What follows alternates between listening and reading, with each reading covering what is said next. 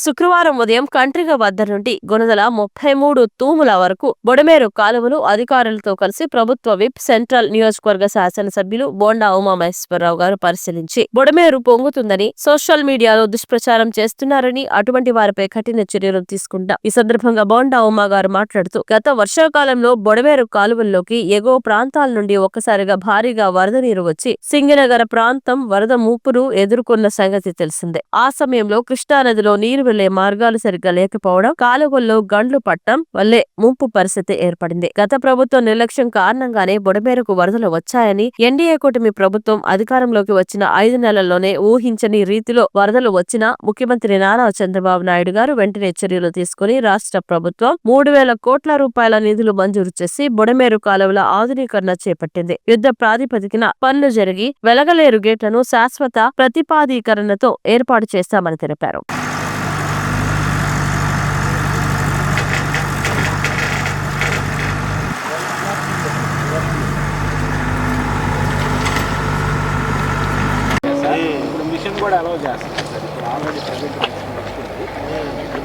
ఇవన్నీ కూడా ఇక్కడ నుంచి ఎలా వచ్చి మనకి రైల్వే ట్రాక్ దాటు ముస్తఫా రోడ్లో వచ్చేసి ఈ రైల్వే ట్రాక్ ఉంది చూడండి సార్. ఈ ట్రాక్ కింద ఇట్లా క్రాస్ చేసి ఆ బుడమేరులో కలిసింది సార్. నిన్న ఈ ప్రాంతంలో సార్ రెండు పైపులు వేసేసి బుడమేరు మొత్తానికి రోడ్డు వేసేసారు, తార్ రోడ్డు కూడా వేసారు సార్. అది మొన్న మేము నైట్ పోయి కమిషనర్ గారు మేము తీసుకొని వెళ్ళి మొత్తం తీపిచ్చాం. ఎక్కడది ఇప్పుడు చూపిస్తాను సార్ నేను. అదొకటి చూపించాం సార్. పైపులు తీయించి 4 రోజులు 4 మిషన్ పెట్టేసి మొత్తం తీయించి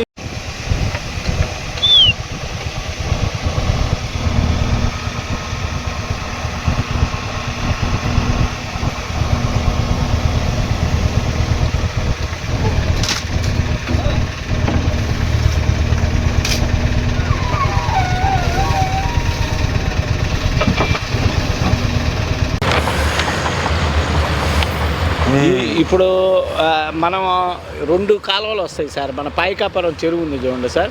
పాయకాపురం చెరువు దగ్గర నుంచి అదే మన ఐఆర్ఆర్ అమ్మట గుండా పోయి అది కూడా ఇటే వచ్చి జాయిన్ అవుతుంది సార్. ట్రైన్ మొత్తం కలిపి అటు వెళ్తాయి. రైల్వే వాళ్ళు పార కూడా పెట్టనిచ్చేవాళ్ళు కాదు సార్. అది కాస్త మీరు ఎంపీ గారిని వీళ్ళు వెంటబడిన తర్వాత రైల్వే వాళ్ళ దగ్గర మన సెంట్రల్ కాన్స్టిట్యున్సీలో అసలు పెండెన్సీ లేదు సార్. కొన్ని రహస్యంగా కొన్ని అన్అఫీషియల్గా అన్నీ చేసేస్తున్నాం సార్. కొన్ని ఎమ్మెల్యేని లేకపోతే వాళ్ళు కాస్త కళ్ళు ఆదమర్చినప్పుడు మన వార్డులో ఎక్కడ నీళ్ళు మనం అయినా కూడా రెస్పాన్స్ టీములు పెట్టాం, రీహాబిలిటేషన్స్ నీళ్లు పెట్టేసి కూడా లాంగ్ ఆర్మ్స్ కూడా యూజ్ చేసుకొని ఇవన్నీ తెప్పించాం సార్.